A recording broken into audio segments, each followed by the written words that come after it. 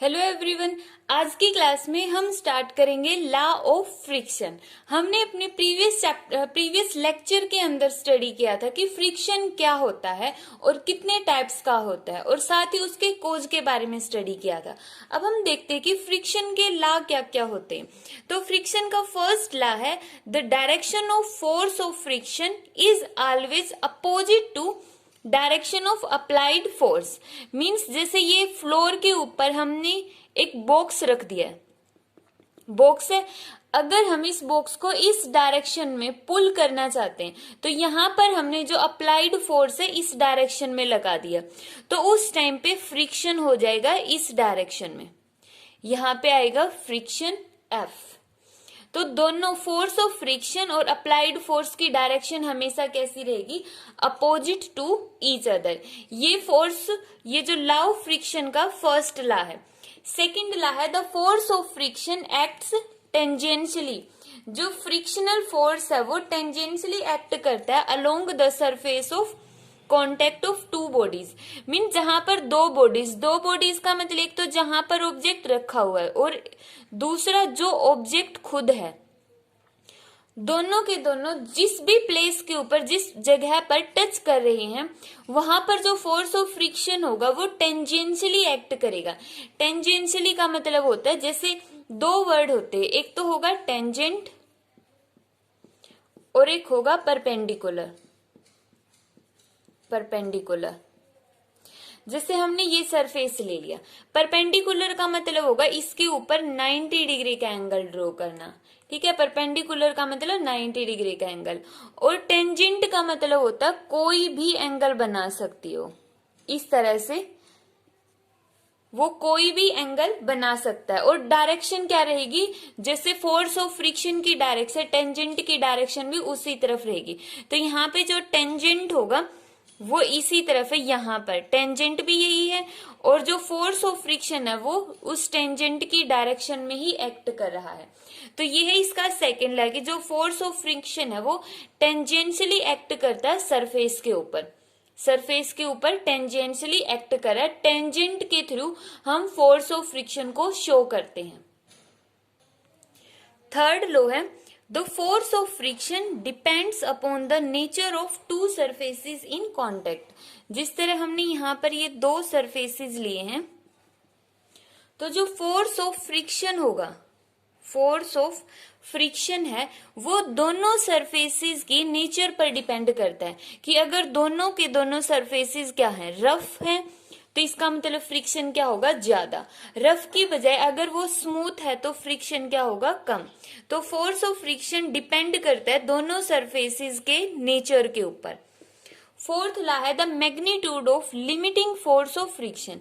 Limiting force of friction का मतलब क्या होता है? Maximum static friction. Maximum static friction है वो डायरेक्टली प्रोपोर्शनल होगा नॉर्मल रिएक्शन के। मींस जितनी ज्यादा नॉर्मल रिएक्शन होगी, नॉर्मल रिएक्शन मींस ऊपर की तरफ, ये जो आर हमने लिया था, डाउनवर्ड में इसका एक्ट करेगा वेट mg, और जो ये स्पोर्ट होता है, जो सरफेस होता है, ये इसके ऊपर जो रिएक्शन देगा उसको हमने क्या नाम दिया? Normal reaction r।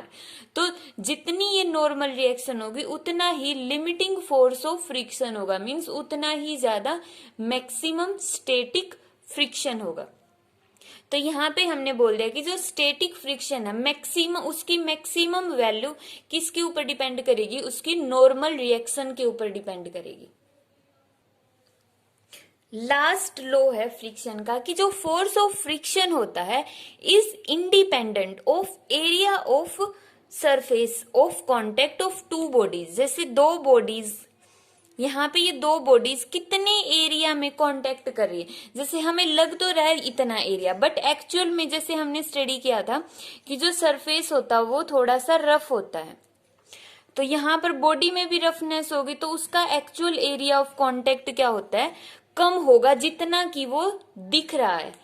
ठीक है, तो जो एक्चुअल में जो कांटेक्ट है एरिया का वो कम है जितना कि हम उसको देख पा रहे। लग तो ऐसा रहा जैसे इतने एरिया में, इतना ही बड़ा बॉक्स ले लेते हैं कि इतने एरिया के साथ उसने कांटेक्ट बनाया, बट एक्चुअल में उसका कांटेक्ट बहुत ही ज्यादा कम एरिया में। क्यों? क्योंकि due to roughness of surface की वजह से।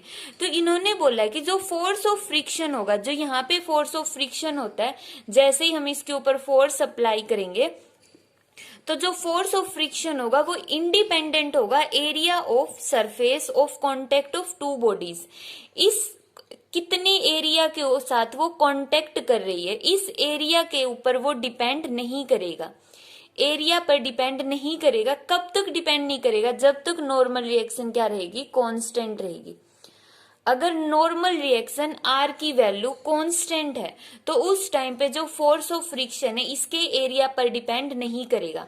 But force of friction area पर डिपेंड करेगा अगर आर वेरी कर रहा है, अगर आर क्या हो रहा है? चेंज हो रहा है, नॉर्मल रिएक्शन चेंज हो रही है, तो उस टाइम पे जो फोर्स ऑफ फ्रिक्शन है वो एरिया पर डिपेंड कर सकता है।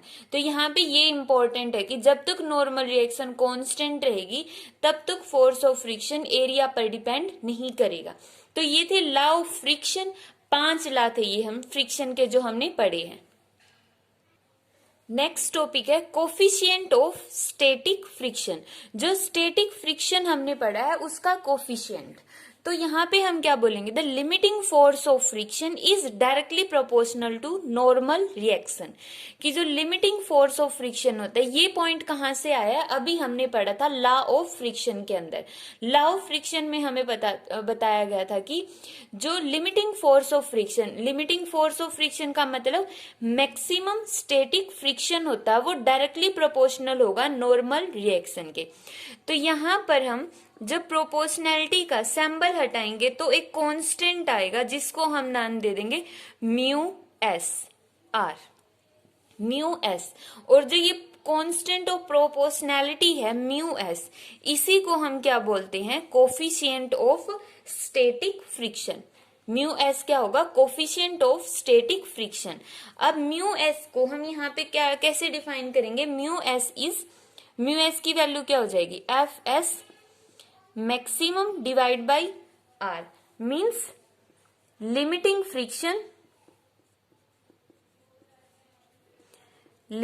Friction divide by normal reaction, divide by normal reaction. तो ये हो गया म्यू एस की डेफिनेशन और म्यू एस का फॉर्मूला। अब हम म्यू एस का इलुस्ट्रेशन देखते हैं, एक एग्जाम्पल के थ्रू हम इसको समझने की कोशिश करते हैं। ये तो थे इसके डेफिनेशन और फॉर्मूला, अब हम इसका एग्जाम्पल देखते हैं। अब इसके इलुस्ट्रेशन में हमने एक केस लिया जिसमें एक बॉक्स रखा हुआ फ्लोर के ऊपर जिसका मास कितना है? m है। मास m है तो इसका वेट होगा डाउनवर्ड में mg, और जो ये फ्लोर होगा, सपोर्टिंग सिस्टम होगा, ये इसके ऊपर रिएक्शन कितनी देगा? r, जिसकी वैल्यू कितनी होगी? mg होगी। तो यहाँ पे limiting force of friction means maximum static friction की वैल्यू कितनी होगी? म्यू एस और mg। ये जो सरफेस होगा यहां पर, ये सरफेस ने इस ब्लॉक के ऊपर मैक्सिमम कितना फ्रिक्शन एक्सर्ट कर सकता है? इतना फ्रिक्शन, म्यू एस mg। इससे ज्यादा फ्रिक्शन ये सरफेस इस ब्लॉक के ऊपर एक्सर्ट नहीं कर सकता है। ठीक है, इसी तरह यहां पर देखेंगे तो इसका डाउनवर्ड में वेट होगा 2mg, और इस स्पॉटिंग सिस्टम ने मीन्स फ्लोर ने इसके ऊपर रिएक्शन दिया R is equal to 2mg। तो इस केस में कितना मैक्सिमम स्टैटिक फ्रिक्शन एक्सर्ट करेगा फ्लोर इस बॉक्स के ऊपर? म्यू एस और 2mg, means twice of mu S mg। तो इस केस में इस फ्लोर ने इस बॉक्स के ऊपर मैक्सिमम कितना फोर्स ऑफ फ्रिक्शन एक्सर्ट किया है? Static force of friction twice of mu S mg। Means अगर हम ब्लॉक का मास डबल कर देते हैं तो यहाँ पर जो फ्रिक्शन है उसका वो भी क्या हो जाता है? उसकी वैल्यू भी डबल हो जाती है। तो इस केस में जो ये फ्लोर है इसके ऊपर मैक्सिमम इतना फ्रिक्शन एक्सर्ट कर सकता है। इसी तरह अगर हमने दो सरफेसेस लिए, दोनों सरफेसेस एक दूसरे के साथ थीटा एंगल पर इंक्लाइंड है, और इस वाले सरफेस पर हमने एक ब्लॉक रख दिया जिसका मास m होगा। अब मास m है तो अर्थ के सेंटर की तरफ इसका वेट कितना होगा? mg। mg और नॉर्मल रिएक्शन के बिल्कुल अपोजिट साइड में इसका कितना कंपोनेंट जाएगा वेट का, ये एंगल थीटा, तो ये भी एंगल कितना होगा, थीटा होगा। mg तो ये कितना हो जाएगा, mg cos थीटा। कंपोनेंट में रिजोल्व कर लिया जैसे हमने सेकंड यूनिट में पढ़ा था। और ये कौन सा हो जाएगा, mg साइन ऑफ थीटा। तो इस केस में r किसके इक्वल है, r directly proportional to mg cos theta, means r की वैल्यू किसके इक्वल है, mg cos थीटा के इक्वल। तो इस केस में जो स्टैटिक फ्रिक्शन इस सेकंड सरफेस के फ्लोर ने इसके ऊपर एक्सर्ट किया है उसकी वैल्यू कितनी है, mu S mg cos of theta. अब इस डायग्राम को अगर ये समझ में नहीं आया तो इसको हम नेक्स्ट टॉपिक में पढ़ेंगे, मे बी नेक्स्ट लेक्चर में। नेक्स्ट लेक्चर के अंदर बहुत सारे टॉपिक आएंगे, 2 या 3 टॉपिक होंगे जो ऐसे ऐसे डायग्राम के ऊपर बेस्ड होंगे, तो वहां पर हम इस डायग्राम को अच्छे से समझेंगे। तो यहाँ पे इस सरफेस ने इसके ऊपर मैक्सिमम कितना फोर्स ऑफ फ्रिक्शन एक्सर्ट किया है, mu S mg cos theta. तो ये था स्टैटिक फ्रिक्शन का इलुस्ट्रेशन एग्जाम्पल की हेल्प से कि जो म्यू एस है वो किस तरह से स्टैटिक फ्रिक्शन एक्सर्ट करता है। नेक्स्ट टॉपिक है coefficient of kinetic friction. Coefficient of kinetic friction में क्या होता है, the kinetic friction is directly proportional to normal reaction. Kinetic friction का मीनिंग जब हम किसी भी बॉडी को उसके ऊपर मूव करवाने लग जाते हैं, जब वो बॉडी मोशन में होगी, चाहे वो स्लाइड कर रही हो या फिर वो रिवॉल्व कर रही हो, तो उस टाइम पे जो बॉडी और जो सरफेस है दोनों के बीच में जो फ्रिक्शन आता है उसको हमने क्या नाम दिया था, काइनेटिक फ्रिक्शन नाम दिया था। तो जो काइनेटिक फ्रिक्शन होगा वो डायरेक्टली प्रोपोर्शनल होगा नॉर्मल रिएक्शन के। जिस तरह स्टैटिक फ्रिक्शन नॉर्मल रिएक्शन के डायरेक्टली प्रोपोर्शनल है, उसी तरह काइनेटिक फ्रिक्शन भी डायरेक्टली प्रोपोर्शनल होगा नॉर्मल रिएक्शन के। तो kinetic friction is equal to mu K R. तो यहाँ पे म्यू के की वैल्यू हो जाएगी kinetic friction divide by R. तो ये होगा कोफिशिएंट ऑफ म्यू के क्या आ गया यहाँ पे, प्रोपोर्शनैलिटी कांस्टेंट, और इस प्रोपोर्शनैलिटी कांस्टेंट को हमने नाम दे दिया है coefficient of kinetic friction. Coefficient of kinetic friction कि काइनेटिक फ्रिक्शन का ये क्या है, कोफिशिएंट है। अब इसको हम एक एग्जाम्पल के थ्रू समझते हैं कि इसका इलुस्ट्रेशन कि किस तरह से ये अपना रोल प्ले करता है। ये है, यहाँ पर हमने ये मान लिया फ्लोर के ऊपर हमने एक ब्लॉक रखा हुआ जिसका मास कितना है 3 किलोग्राम। अब उसकी नॉर्मल रिएक्शन कितनी होगी R, और इसका डाउनवर्ड में वेट कितना होगा 3g। जैसे mg होता है ना, वेट का फॉर्मूला mg, मास की वैल्यू है 3 और g क्या है, एक्सेलरेशन ड्यू टू ग्रेविटी। यहाँ पे F20 न्यूटन है, मीन्स ये जो फोर्स है अप्लाई किया गया, अप्लाइड फोर्स मीन्स यहाँ से हम इस बॉक्स को पकड़कर खींच रहे हैं और हमने कितना फोर्स लगाया है 20 न्यूटन।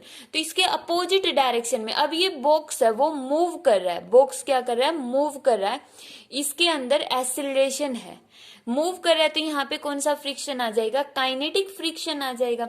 और कोफिशिएंट ऑफ काइनेटिक फ्रिक्शन की वैल्यू कितनी दे दी 0.5, जी की वैल्यू इतनी है। तो ये बताओ कि एक्सेलरेशन कितना होगा बॉक्स के अंदर, कि ये जो बॉक्स है कितने एक्सेलरेशन के साथ मूव करेगा।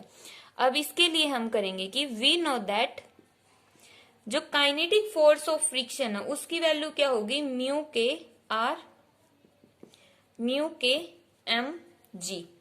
म्यू के की वैल्यू कितनी होगी 0.5, मास की वैल्यू 3 और जी की वैल्यू कितनी है 10। तो यहाँ पे आंसर कितना आ गया इसका 15 न्यूटन। 15 न्यूटन इसके ऊपर काइनेटिक फ्रिक्शन लगा है, मीन्स अपोजिट डायरेक्शन में जो फ्रिक्शन लग रहा है उसकी वैल्यू हमने कितनी निकाल ली है 15 न्यूटन। अब यहां पर नेट फोर्स कितना लगा, नेट फोर्स ऑन ब्लॉक, इस ब्लॉक पर नेट फोर्स कितना लगा 20 न्यूटन से तो हम खींच रहे आगे की तरफ, 15 न्यूटन लग रहा है पीछे की तरफ। तो टोटल फोर्स नेट कितना लग गया इसके ऊपर, इसमें से ये सब्ट्रैक्ट कर देंगे F माइनस F। अब ये वाला फोर्स ज्यादा है, कितना ज्यादा है 5 न्यूटन से ज्यादा है। तो वो 5 न्यूटन जितना ये फोर्स ज्यादा कहां पर यूज होगा, इस बॉडी को एक्सेलरेशन देने में। तो फोर्स का फॉर्मूला क्या होता है न्यूटन के सेकंड लॉ के अकॉर्डिंग, मास इनटू एक्सेलरेशन। मास की जगह हम पुट कर देंगे 3। यहाँ पे हमें एक्सेलरेशन निकालना था तो यहाँ पे ये आ गया एक्सेलरेशन।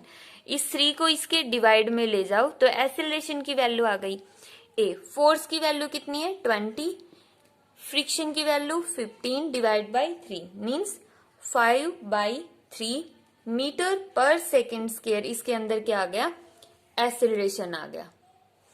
तो यहाँ पे जो म्यू एस है उसका रोल क्या है, role of mu S. Mu S का रोल, म्यू एस नहीं म्यू के का रोल क्या होगा, जो म्यू के का रोल है इसका रोल सिर्फ इतना है कि it set the body in motion. इसका काम बॉडी को सिर्फ मोशन में लेकर आना है। बॉडी को क्या करना है, मोशन में लेकर आना है।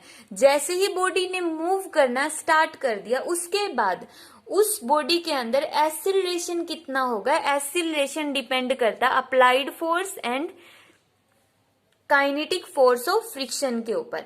एक्सीलरेशन की वैल्यू डिपेंड करेगी दोनों फोर्सेस के ऊपर, अप्लाइड फोर्स और काइनेटिक फोर्स ऑफ फ्रिक्शन के ऊपर। म्यू के का रोल कितना होगा, सिर्फ इस बॉडी को मोशन में लेकर आना। जैसे ही बॉडी रेस्ट से मोशन में आ गई म्यू के का रोल फिनिश। उसके बाद उसका एक्सीलरेशन कितना होगा वो एक्सीलरेशन डिपेंड करेगा इन दोनों फोर्सेस के ऊपर। तो म्यू के का रोल क्या हो गया, it sets the body in motion. तो ये था स्टैटिक फोर्स ऑफ फ्रिक्शन का कोफिशिएंट और काइनेटिक फोर्स ऑफ फ्रिक्शन का कोफिशिएंट। नेक्स्ट है angle of friction. Angle of friction क्या होगा, एंगल है किसका, फ्रिक्शन का। जो एंगल ऑफ फ्रिक्शन है इसको हम रिप्रेजेंट करते हैं थीटा से। एंगल ऑफ फ्रिक्शन को हम रिप्रेजेंट करते हैं थीटा से। अब ये जो एंगल है थीटा किस किस के बीच में होगा, ये होगा between normal reaction. Normal reaction means ये आर, तो ये हो गई नॉर्मल रिएक्शन और रिजल्टेंट के बीच में। रिजल्टेंट किसका, रिजल्टेंट जो ये रिजल्टेंट है वो किन दो का, फोर्स ऑफ फ्रिक्शन एफ का एंड नॉर्मल रिएक्शन का। अब जब दो फोर्सेस दो डिफरेंट डायरेक्शन में लग रहे हैं तो उनकी एक डायरेक्शन उसकी क्या होगा, रिजल्टेंट होगा। ठीक है, तो ये होता है रिजल्टेंट। और इसकी वैल्यू हम कैसे निकालते हैं ये हम पढ़ चुके हैं सेकेंड यूनिट के अंदर। कैसे निकालेंगे ये, F square R square plus twice of F R cos of इन दोनों एंगल के बीच का एंगल, एफ और आर के बीच का एंगल। मान लिया अगर एंगल ये थीटा डैश है तो यहाँ पे क्या आ जाएगा, थीटा डैश। 90 डिग्री है तो यहाँ पे आ जाएगा 90 डिग्री। तो इस तरह से हम ये आर की वैल्यू निकालते। तो यहाँ पे नॉर्मल रिएक्शन हो गई, रिजल्टेंट हो गया ये आर। फोर्स ऑफ फ्रिक्शन और नॉर्मल रिएक्शन का रिजल्टेंट आ गया आर। तो यहाँ पे एंगल किस किस के बीच का, नॉर्मल रिएक्शन आर और रिजल्टेंट के बीच के एंगल को ही हम क्या बोलेंगे, एंगल ऑफ फ्रिक्शन थीटा। तो ये हो गया थीटा। अब अगर हमें थीटा की वैल्यू कैलकुलेट करनी हो तो कैसे कैलकुलेट करेंगे, इस ट्रायंगल का यूज करके। जो यहाँ पर ये ट्रायंगल बन जाती है, ये यहाँ पे लिख लेते हैं R is equal to M G. यहाँ पे जो रिजल्टेंट है इसको हम आर डैश मान लेते हैं क्योंकि आर से हमने नॉर्मल रिएक्शन को रिप्रेजेंट किया। तो यहाँ पे इन दोनों को हमने मिला लिया तो इसको मान लो ओ। तो using triangle O R R dash, O R R dash की अंदर से हमने थीटा निकालना है। कैसे निकाल लेंगे, निकाल दो टेंजेंट थीटा। थीटा के सामने की साइड क्या है, परपेंडिकुलर आर आर डैश। और यहाँ पे ये एंगल कितना है, 90 डिग्री। थीटा के सामने की साइड हो गई परपेंडिकुलर, ये एंगल 90 डिग्री, तो इसके सामने की साइड हाइपोटेन्यूज और ये वाली साइड क्या बस गई, बेस। अब टेंजेंट थीटा किसके इक्वल होता है, tangent theta is equal to P by B.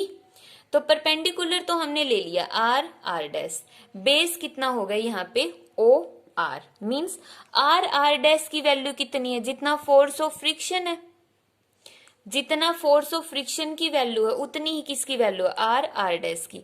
तो यहाँ पे आ जाएगा फोर्स ऑफ फ्रिक्शन एफ और ओ आर की जगह क्या आ जाएगा, नॉर्मल रिएक्शन आर। तो यहाँ पे टेंजेंट थीटा किसके इक्वल आ गया, एफ डिवाइड बाई आर। और एफ डिवाइड बाई आर ये किसके इक्वल होता है, यहाँ पे देखो जैसे हमने प्रीवियस टॉपिक में पढ़ा था कि जो फोर्स ऑफ फ्रिक्शन है डायरेक्टली प्रोपोर्शनल होता है नॉर्मल रिएक्शन के, और प्रोपोर्शनैलिटी का कांस्टेंट हटाएंगे तो यहाँ पे क्या आएगा, अगर ये बॉडी रेस्ट में है, अब यहाँ पे ये बॉडी अगर हम मान लेते हैं रेस्ट में है, और ये फोर्स ऑफ फ्रिक्शन कौन सा है, स्टैटिक फोर्स ऑफ फ्रिक्शन, तो यहाँ पे कोफिशिएंट कौन सा आएगा, coefficient of static force of friction. तो यहाँ पे देखो एफ डिवाइड बाई आर किसके इक्वल आ गया, म्यू एस। तो यहां से म्यू एस की वैल्यू किसके इक्वल आ गई, टेंजेंट थीटा के इक्वल। तो ये हो गया एंगल ऑफ फ्रिक्शन जिसको हमने रिप्रेजेंट किया थीटा से। थीटा किस किस के बीच में है, नॉर्मल रिएक्शन और रिजल्टेंट के बीच का एंगल थीटा होगा। थीटा को हम कैलकुलेट कैसे करेंगे, अगर जैसे हम इसका एक न्यूमेरिकल ले लेते हैं कि न्यूमेरिकल के थ्रू हम इसको समझेंगे। जैसे यहाँ पे एक बॉडी दी हुई है जिसका मास m है, तो यहाँ पे वही FBD ड्रॉ करेंगे। FBD का मतलब होता है free body diagram, free body diagram. तो इसका जब हम FBD ड्रॉ करते हैं तो डाउनवर्ड में क्या होगा, इसका वेट mg, अपवर्ड में क्या होगी, इसकी नॉर्मल रिएक्शन mg। ये अगर अप्लाइड फोर्स है तो अपोजिट डायरेक्शन में आ जाएगा यहाँ पे फ्रिक्शन। और जो ये ब्लॉक है और जो सपोर्टिंग सिस्टम है, फ्लोर है, उनके बीच में जो कोफिशिएंट ऑफ फ्रिक्शन है वो कौन सा होगा, म्यू एस। अगर ये बॉडी रेस्ट में है तो इसके अंदर कौन सा कोफिशिएंट ऑफ फ्रिक्शन होगा, म्यू एस। अगर उस म्यू एस की वैल्यू 1 दे देते हैं, मान लो म्यू एस की वैल्यू कितनी दे दी है, 1 सपोज की है हमने जस्ट यहाँ पे, म्यू एस की वैल्यू 1 है, तो ये बोल देंगे कि बताओ एंगल ऑफ फ्रिक्शन कितना होगा। तो इस केस में एंगल ऑफ फ्रिक्शन कितना होगा, म्यू एस की वैल्यू 1 है तो टेंजेंट थीटा किसके इक्वल हो जाएगा, 1 के इक्वल। तो यहां से टेंजेंट थीटा 1 कब होता है, जब एंगल कितना होगा, 45 डिग्री। तो इस केस में जो एंगल ऑफ फ्रिक्शन है उसकी वैल्यू कितनी हो जाएगी, 45 डिग्री हो जाएगी। नेक्स्ट है एंगल ऑफ रिपोज।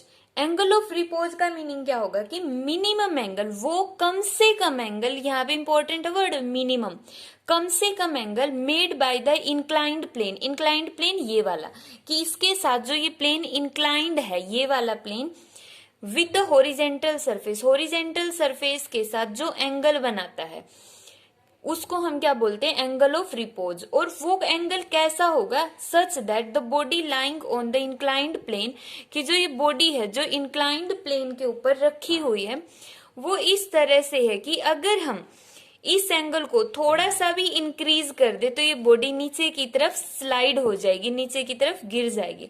तो वो एंगल जब तक बॉडी इसके ऊपर क्या रहेगी, रेस्ट के अंदर रहेगी। जैसे ही हमने इस एंगल को थोड़ा सा भी इंक्रीज किया ये बॉडी नीचे गिर गई, स्लिप हो गई।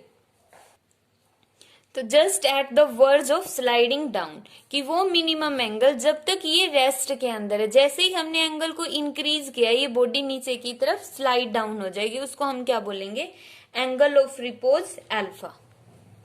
अब यहाँ पे हम अल्फा की वैल्यू कैलकुलेट कैसे करेंगे, एंगल ऑफ रिपोज को हमने रिप्रेजेंट कर दिया अल्फा से। बॉडी है जिसका मास m है, नॉर्मल रिएक्शन होगी अपवर्ड डायरेक्शन में r, वेट होगा इसका टुवर्ड द अर्थ, अर्थ की तरफ mg, और यहाँ पे इसने कितना एंगल बना लिया, ये अल्फा। तो ये मास का कौन सा कंपोनेंट हो गया, एंगल के साथ वाला है, तो mg कोस ऑफ अल्फा। इससे अपोजिट डायरेक्शन में क्या आएगा, mg साइन अल्फा। जब भी हम कंपोनेंट को डिवाइड करते हैं तो जैसे हमने यहाँ पे लिया, ये हो गया r, ठीक है, और एक यहाँ पे इस डायरेक्शन के साथ मान लो थीटा एंगल बनाती है, ये नॉर्मल एग्जांपल है। तो आर ने बनाया है एंगल, मेन क्या है इसमें, आर है। अगर आर इस डायरेक्शन के साथ एंगल बनाता है तो यहाँ पे आएगा R cos of theta, R cos of theta, जिसके साथ वो एंगल बना रही उसके साथ आएगा कोस थीटा। और इस कोस थीटा वाले कंपोनेंट के बिल्कुल परपेंडिकुलर 90 डिग्री का एंगल बनाता है दूसरा कंपोनेंट आएगा आर का, आर साइन थीटा, जिसके साथ एंगल बनाएगी आएगा कोस थीटा और उससे अपोजिट आएगा आर साइन थीटा। और कोस और साइन के बीच में आर की वैल्यू रहेगी, मीन्स आर है उसके एक साइड में कोस होगा और एक साइड में साइन होगा। ऐसा नहीं कि हम यहाँ पे बना देंगे आर साइन थीटा। तो यहाँ पे हमने इसी तरह से डिवाइड किया है। अब ये जो वेट का mg साइन थीटा कंपोनेंट है, ये इस बॉडी को नीचे स्लिप करवाना चाहेगा, नीचे की तरफ फॉल करवाना चाहेगा। बट अब इस सरफेस का एक फोर्स ऑफ फ्रिक्शन है जो इस बॉडी पर एक्ट करता है, जो इस बॉडी को गिरने नहीं देगा, क्योंकि एंगल ऑफ रिपोज के अंदर बॉडी स्लाइड नहीं कर रही, बस स्लाइड करने वाली ही है। अगर हमने थोड़ा सा भी एंगल को थोड़ा सा भी इंक्रीज करते तो स्लाइड कर जाएगी, लेकिन अभी तक बॉडी ने स्लाइड नहीं किया है। तो इसका मतलब जो ये वेट का कंपोनेंट mg साइन थीटा इसको नीचे की तरफ फॉल करवा रहा है, उसको कौन रोकेगा? फ्रिक्शन। तो फ्रिक्शन की वैल्यू किसके इक्वल आ गई? mg sine theta. और r की वैल्यू, r किसके इक्वल है यहाँ पे? mg cos theta. दोनों को डिवाइड कर दो। थीटा नहीं, यहाँ पे क्या है? अल्फा। तो यहाँ पे हम अल्फा लेंगे। यहाँ पे हमने एंगल अल्फा मानना है तो इसको हम अल्फा कंसीडर करेंगे और साइन थीटा की जगह भी क्या होगा? अल्फा। दोनों को डिवाइड किया तो कितना आ गया? F divide by R. mg से mg कैंसिल और ये आ गया यहाँ पे टेंजेंट अल्फा। तो एफ बाई आर किसके इक्वल है? Mu S. तो यहाँ पे हमने निकाला म्यू एस किसके इक्वल हो गया? Tangent alpha. तो यहाँ पे भी जब ये static coefficient of static friction की वैल्यू दे देंगे क्वेश्चन के अंदर, तो वो किसके इक्वल आ जाएगी? टेंजेंट अल्फा की इक्वल, और वहां से हम अल्फा की वैल्यू कैलकुलेट कर सकते हैं। नेक्स्ट टॉपिक है relation between theta and alpha. Theta और अल्फा के बीच में क्या रिलेशन है? तो वहां पे हमने एंगल ऑफ फ्रिक्शन के अंदर हमने क्या पढ़ा था? Mu s is equal to tangent theta. और एंगल ऑफ रिपोज के अंदर हमने क्या पढ़ा? Mu s is equal to tangent of alpha. दोनों को कंपेयर करेंगे, कंपेयरिंग बोथ कितना आएगा? Tangent theta is equal to tangent alpha. तो यहां से tangent theta is equal to आ गया tangent alpha, taking tangent inverse both side. या तो सिंपली बोल दो टेंजेंट से टेंजेंट कैंसिल, या टेंजेंट इनवर्स ले लो। Tangent inverse tangent theta is equal to tangent inverse tangent alpha. तो ये दोनों आपस में कैंसिल, तो कितना आ गया? Theta is equal to alpha. कि जो एंगल ऑफ फ्रिक्शन है, एंगल ऑफ रिपोज, दोनों आपस में क्या होंगे? इक्वल होंगे। अगर एंगल ऑफ फ्रिक्शन 45 डिग्री का है तो एंगल ऑफ रिपोज भी कितना होगा? 45 डिग्री का होगा। ठीक है, तो ये था थीटा और अल्फा के अंदर रिलेशन।